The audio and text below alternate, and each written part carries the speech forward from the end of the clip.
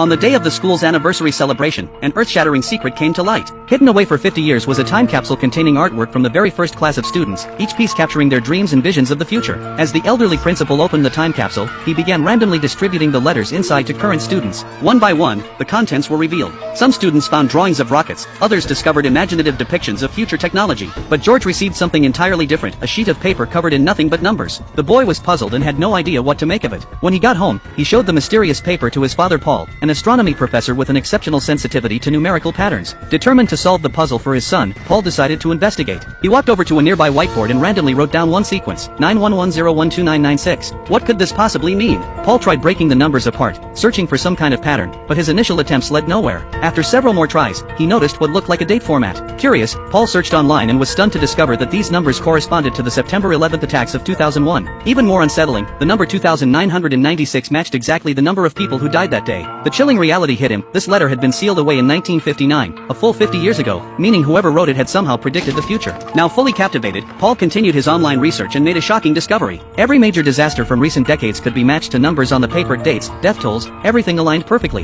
However, there were additional numbers following the death counts that he couldn't yet decipher. The next morning, Paul rushed to his office and shared his findings with colleagues, revealing a troubling concern. According to the paper, a disaster was predicted to occur in just 2 days, with 81 casualties. He hoped his colleagues could help analyze the data and potentially identify the specific location so they could take preventive action. His colleagues, however, thought Paul had lost his mind. They dismissed the whole thing as meaningless nonsense. Realizing how absurd his claims sounded, Paul returned home and began monitoring news reports obsessively. When the predicted date arrived, Paul waited all day, but no corresponding news appeared on television. Later, as he drove to pick up his son from school, he found himself stuck in traffic. Glancing at his car's GPS navigation system, he noticed the longitude and latitude coordinates displayed on the screen. Suddenly, it clicked. Paul frantically pulled out the paper and compared the mysterious numbers he couldn't understand earlier. Sure enough, those numbers were the exact coordinates of the disaster location. The most unsettling part? He was right there, practically on top of the predicted site.